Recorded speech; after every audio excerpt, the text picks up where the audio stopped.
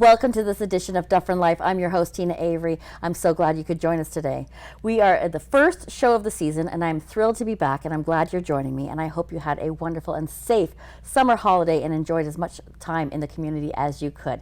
I'm thrilled to be back, and joining me today is a lady I've known for quite some time, but I don't believe has been on the show for quite a few years, and Marnie Walsh. Marnie, thank you so much for joining me today. Thank you, Teena. It's a pleasure to be here. Well, I'm so glad we're here because I think we were talking about it prior, and I think we had done something via Zoom through those years where we weren't allowed to be in the studio and all that sort of thing. Right. So now we get to sit face to face and have a great conversation about an exciting show that's coming to Theatre Orangeville. So I'm going to let you tell us a little bit about what the show is and a little bit about what's happening. Okay, well, on September 28th, one show only at 2 o'clock at Theatre Orangeville. Mm-hmm.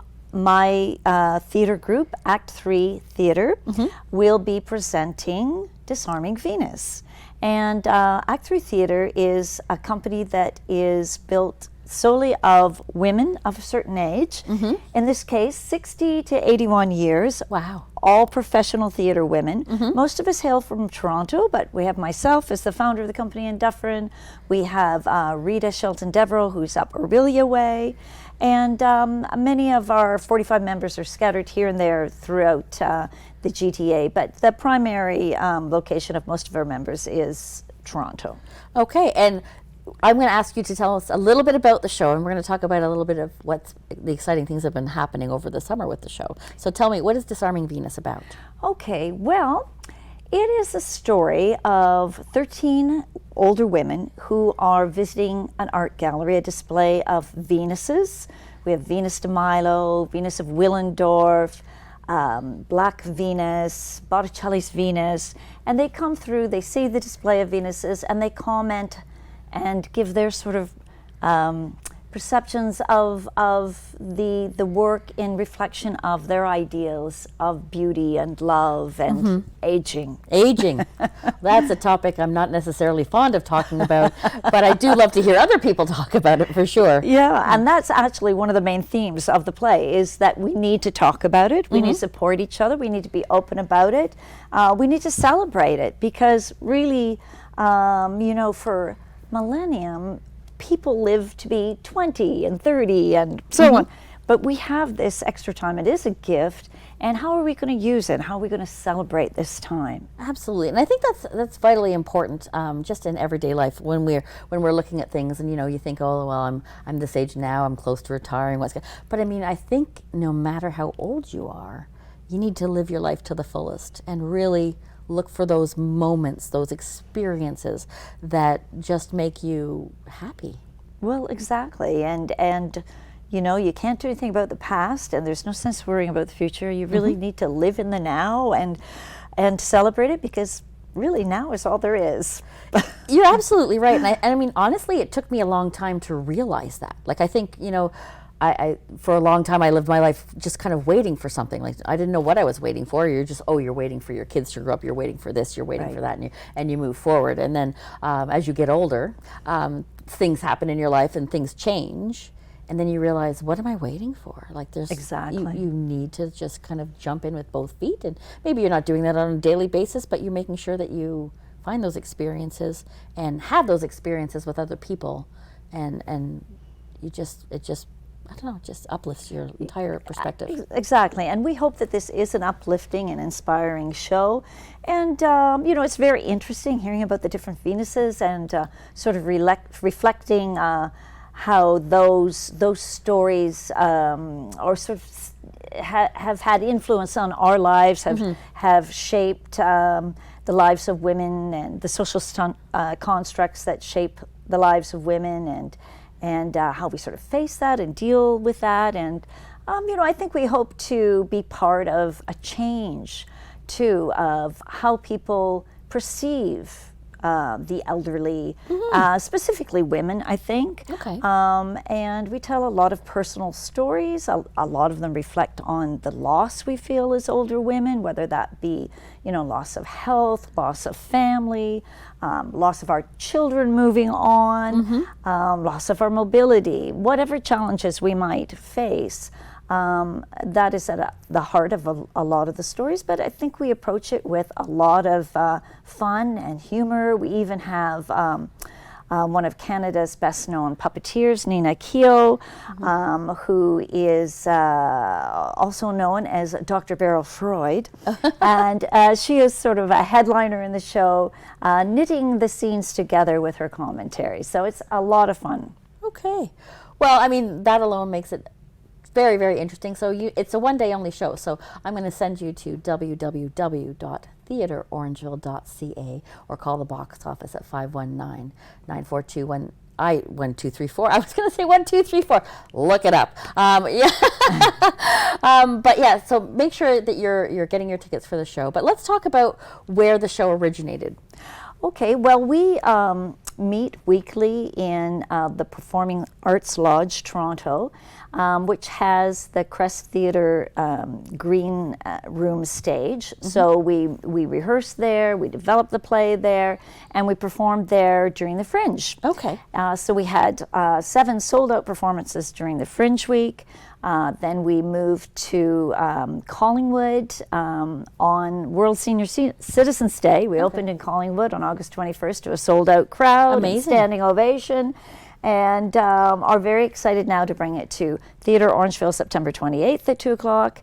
And then we're already sold out in Aurelia for a 2 o'clock show on the following day, the 29th. So Theatre Orangeville is the best last place to get your tickets. Yeah, absolutely. Last time to see the show. Well, you mentioned the Fringe. So some of you may be aware of what the Toronto Fringe is. There's fringes that happen throughout the world, actually. But let's talk a little bit about what that is and what your show experienced at the Fringe.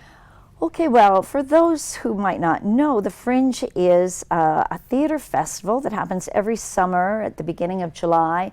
And there were this year, I think, 77 shows. Completely different. The unique thing about the Fringe is that it's like a lottery where your show goes in a hat, and if it gets picked, it gets picked. There's no jury that says this is a good show, this is not good enough. Right. Everybody who gets picked gets to go in. Now, for our particular group, we were in an unconventional space, specifically because we have a group of members that have some special needs for mobility, and the Performing Arts Lodge Toronto was the perfect venue for us. Okay.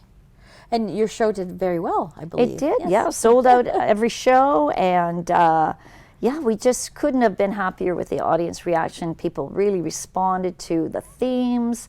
And, you know, the women themselves, we have fabulous women in this group.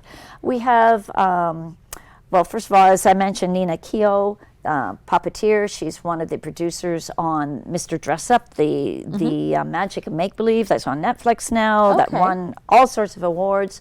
We have Rita Shelton-Deverell, who is, oh my gosh, she's an Order of Canada winner. She's a Governor General's recipient, the Governor General's Award.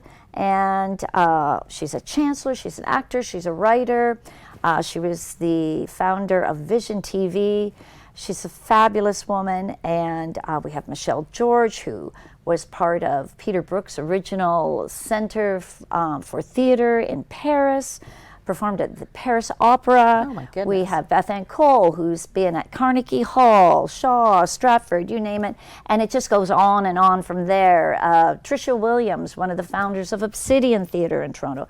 Just every person in our group is a gem, really. Yeah, absolutely. It sounds like a powerhouse lineup for sure that you've got there. So you were talking about the ages, and this intrigues me. So you said from ages 60 to 81, is that correct? That's the 13 women in this show. We have 45 members altogether on the roster at this point, and ranging from about 55 to 93. My goodness. Yeah. Yeah, and all professional performers. That was their career choice in life. That's what they did. And so Act 3 Theatre facilitates a safe space for them to continue to be creative and work and produce and sing and dance and write. Well, it just proves that you don't have to be, you don't stop at any age. You just keep going. Yeah. It's really hard to keep us down. For sure. So let's talk about your part, like, because you had mentioned that each individual woman has a part that they talk about the stories and it's personalized. Was it a difficult thing for you to write? Not really. I think, I'm telling a very personal story. I mean, I've put it in the form of someone other than me, but it really, it's a lot of parts of me. My journey into aging, the loss of my children, and having to change focus, and feeling a little lost, and wondering what's next. And I think that my message in my scene is really that talk to someone who's been through it. And you know what? I think you just hit the nail on the head for absolutely. I attended a seminar not that long ago, and it was all about menopause, and I'm not quite there yet, but just hearing the stories of different things, like whether it's menopause, whatever the situation be, whether you've loss of parents, loss of children, moving, like all those sort of things, the insight that you have or you can gain from speaking to somebody who's been through it.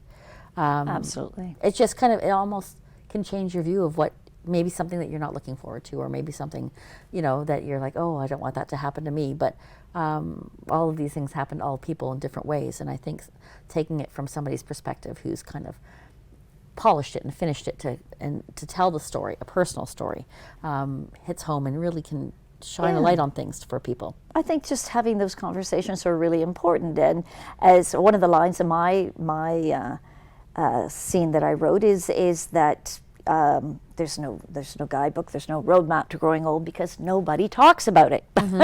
And that's what we need to do. Yeah, absolutely. Nobody does talk about it. I mean, I talk a lot a lot now as But the final frontier, growing old. Well, I mean, you go through so much. I mean, as anybody does when they're growing up, and family and kids, and some people don't have kids, but they have, whatever the path that you choose to go down. Everything does change as you get older, and it's not necessarily a bad thing.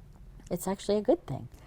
No, and certainly a gift, sometimes a frightening miracle, as I say, but one that we should embrace. There's no fighting it. So yeah, absolutely. So we've got about a minute left. I'm going to ask you to quickly tell me, why should people of all ages come see this show?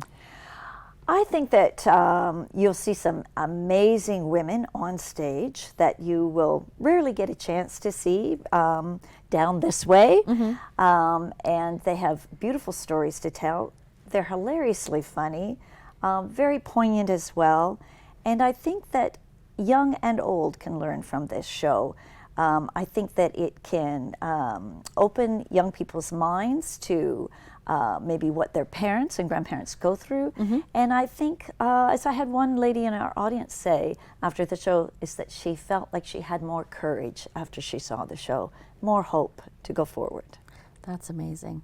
Marnie, I want to thank you so much for coming on the show to share all of the details, and I wish you the best of luck with the show. It's been my pleasure, and thank you so much. My pleasure as well. Don't you go anywhere. We'll be right back. So we're still on, and we're just chatty chat, and now we're not on it.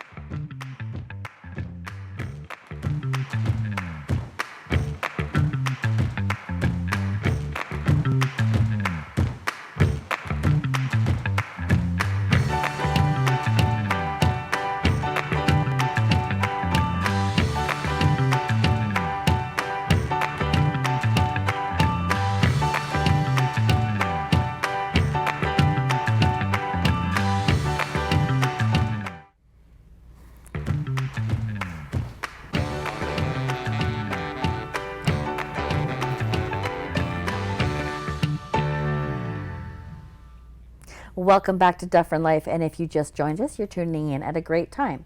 So we're in the fall. We just started a new season of Dufferin Life, and with that comes a whole bunch of new events that will happen in the fall, and some of them are very eco-friendly. Joining me today, we have a familiar face you've seen on my show before, Debbie Valentine. Debbie, thank you so much for joining us today. Well, thank you for having me. I'm very excited about our fundraiser, our EcoFest fundraiser. So September 14th, Terracotta Conservation Area, and we have a variety of different events that are going to be going on throughout the day. and we're going to be fundraising for the Credit Valley Conservation Foundation. Amazing. I love, well, we all love Credit Valley Conservation. And so your event is called EcoFest, you said. It's happening on September 14th. That's correct. That's correct. So tell us a little bit about the time and what we can expect at the event. Okay, well, we have community groups at the event. We also have vendors, eco-friendly vendors. We have large outdoor games. We have a children's craft area. We have a silent auction going on, and we have music provided by Strictly Sabbath. Strictly Sabbath. It's my kind of music. Absolutely. So let's talk about, this is the first year you've done the event. Yes. So how did this event evolve? Well, so my group is the Unifor Regional West GTA Environment Council, and so we are a group, labor organization. We're kind of an offshoot of the Unifor National, and we're labor working towards sustainability. So we try to get involved in events, and we've done tree plantings before. We've done, eco awards dinners before. We've done a variety of different things. Obviously, through COVID, that kind of got all kind of squashed down. So this is our first event since before COVID. And we wanted to do something for a community group, and so one of my members suggested that we do something for the Conservation Foundation. So that's how it kind of evolved, and we wanted to make it a family-friendly event, and we wanted it to be outdoors. So that's how the seed got started, so to speak. Yeah. So let's talk about that family-friendly event. It's happening at Terracotta. What time is it happening? The event runs from 12 p.m. to 6 p.m. on the 14th. Okay. For people who aren't aware, Terracotta is obviously a part of the Credit Valley Conservation Area. Why did you choose CVC? So the CVC Foundation does a lot of good work. They are the charitable arm of Credit Valley Conservation, and they've been established since 1964. And some of the things that they have gotten involved in is they are currently working with partners to develop a Credit Valley Trail that will connect waterfront to headwaters. Okay. So that celebrates local history, and it also gives us a strong sense of place. And we really liked their mission and what they were trying, what they're attempting to do. And so that's why we kind of chose them as our first. We're kind of hoping to make this an annual event, and we'll see how it goes, and hopefully we'll be back next year to talk about next year's event. Absolutely. So ways that you can help promote the event obviously is tell a friend and tell them to tell a friend, and I'll go out to the event. If you're not able to go to the event on September 14th, you can share information about the event. I'll be posting it on my social media, both Facebook and Instagram, and if you're not following me, why aren't you following me? So please do follow me, and then you'll get to find out all the extra details about all the different people that come on the show and that sort of thing. But if you can't come out to the event, then you can share the event on social media, and that is extremely helpful. Planning a first outdoor event like this type of an event for the very first time, it's a daunting task. It takes a lot of work, and Debbie can attest to that, and I'll stop talking in a minute. But it's also, we need to share the information to get it out there, to get the people to the event. So let's talk about the whole process. How long have you been planning this event? Probably since the fall of last year. We originally were going to have the event in May, but unfortunately just the things didn't roll out in time, so we decided to delay it till September. So this is our first time actually organizing a public event. Okay. And there is a lot of things that we were not aware of, so it's been a bit of a learning curve for us, but it's been interesting too.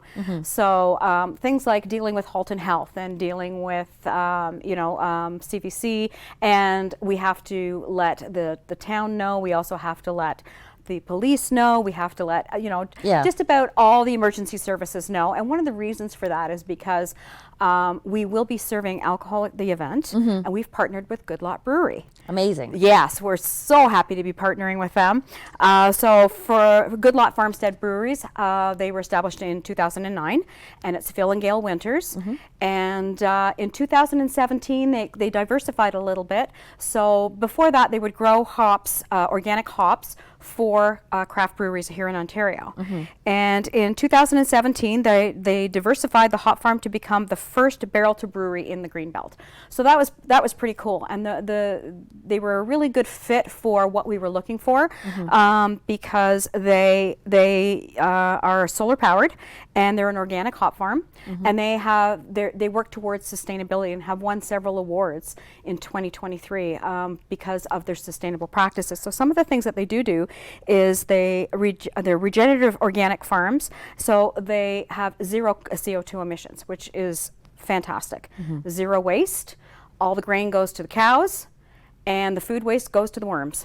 Yep, absolutely. And if you didn't see my show this summer, I actually was on site at Good Lot, and shame on you if you didn't watch me over the summer, but you can still catch that on YouTube and find out just how amazing Gail and Phil really are, and everything that they're working to achieve is quite phenomenal. So let's talk about a little bit about some of the vendors that you have at the show. So we have some craft vendors. We have some food vendors. We also have some community groups. So we have Upmade, which makes crafts out of recycled products, or recycled items, I should say. We also have, we also have. Well, I mean, we don't have to be very specific with them. It just, there's different types of vendors that will be there, and there's food that's going to be there, and you have the chance to listen to some amazing music as well as enjoy a drink, or alcoholic or non-alcoholic. So there's lots of things for everyone to do. So be sure that you're marking your calendars or putting it in your phones for September 14th at Terracotta. So let's talk a little, why the environment? Why is it important to you? The environment, I mean, if you don't have a good environment, you can't have sustainability. Your communities will suffer. Your workplaces will suffer. So part of the Environmental Council's sort of mission is to work towards sustainability with a labor lens, because we are part of a labor union. We're the largest private sector union in Canada. Working towards sustainability and tackling issues in our communities and our workplaces is very important. And a lot of people, what we try to do is we try to enhance the environment politically, socially, and economically. So that's part of our mission statement. So this is just, it's always been a passion of mine, and so when I had the chance to kind of organize this council, it was an opportunity for me to involve a lot of the different locals in GTA. So we're a collaboration of locals that work towards environmental sustainability. Okay, so when we're talking about this particular event and the council, this is all volunteer based? Yes, it is. So all my council members are all volunteer based. This whole event is all, they're putting their time, their free time into doing this. We have crafts for the kids. We have all kinds of stuff going on, and my people will be there from like 9:30 in the morning right till 7 o'clock at night, just setting up and making sure that our vendors are happy, our community groups are happy. So some of the community groups that we have is we have Forks of the Credit Preservation. We have the Brampton Environmental Alliance.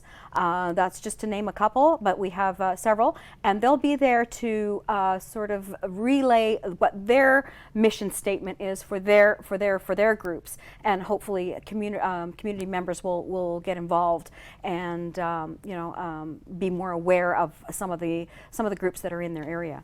Well, I think that's important too. We always talk about awareness, and a lot of the reasons why I bring different groups and different people that are doing events, and it's to create that awareness. The environment is something that's important and should be important to all of us.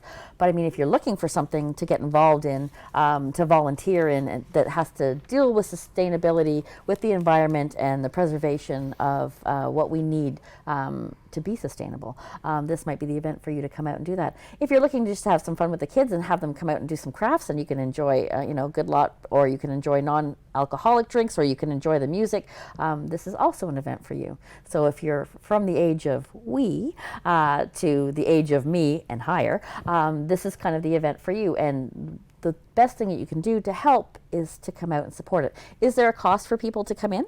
No, so the admission to the EcoFest is free. So when people are coming into Terracotta Conservation, at the gate they'll mention that they are attending EcoFest, and the admission is free. Okay. So there is no admission.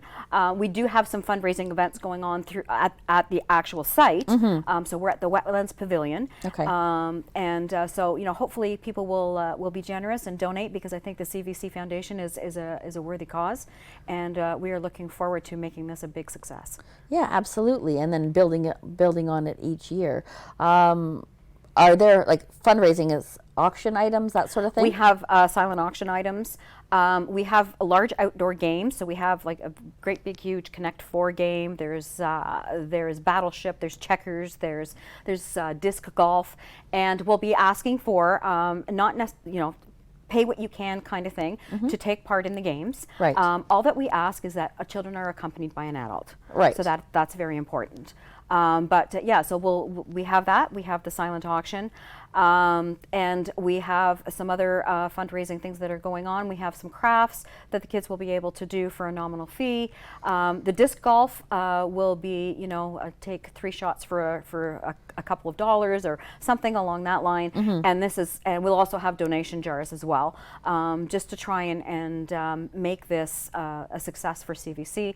And as I said, we partnered with Good Lot, and Good Lot has very generously given us a margin, and that margin from our cost to the sale price of the beverages all that profit will also be going to CVC, to the CVC Foundation. So very worthy cause. CVC, you know what they do in this community. If you've been watching the show long enough, I have them on here.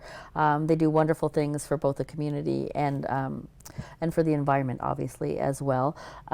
So please, even if you're just coming out to support, just come out to support. Just bums and seats make all the difference in the world when you're hosting an event. And trust me, I've done enough of them over the years that you definitely need something like that.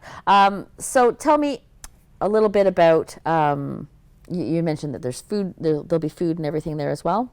Yes, so a few of our food vendors that we'll be having is we have Caribbean Queen, a real jerk, so there'll be some jerk chicken there, as well as some other Caribbean delicacies. We have a School Days Cafe from Shelburne that will be there, and they'll have the normal sort of food truck fare, if you will. We also have a sweets lady. So oh, nice. Yeah. So we have a little bit of a variety, and hopefully people will come out and enjoy and support those businesses as well, because it takes a lot to come out to these events for these vendors and these businesses to set up and prepare everything to be able to host them. Absolutely. So in saying that, we're not that far away. You're going to be watching the show and you're going to be thinking, I need to put this in my calendar and I need to get there. So the day after, are you starting to plan the one for next year? Pretty much. Now that you've learned the ropes, I mean, it is a whole process about having a public event. It is. So part of what I've discussed with my group is that after the event and after we determine, what we've raised and all that kind of stuff, once we get down to the nitty gritty, we're going to actually have a deconstruction. And from that deconstruction sort of meeting, it will be, it will be what went well, what didn't go well, what can we change for next year. And then obviously CVC Foundation is our benefactor, is going to be benefiting this year. Hopefully we'll do a different group every year. Amazing. With an environmental theme behind them. Wonderful. Debbie, thank you so much for joining us and telling us all about your event. Thank you so much for having me. Always a pleasure. All right. Well, it was a pleasure having you join us as well. Until next time, bye-bye for now. So we're still on camera. Oh, now we're not.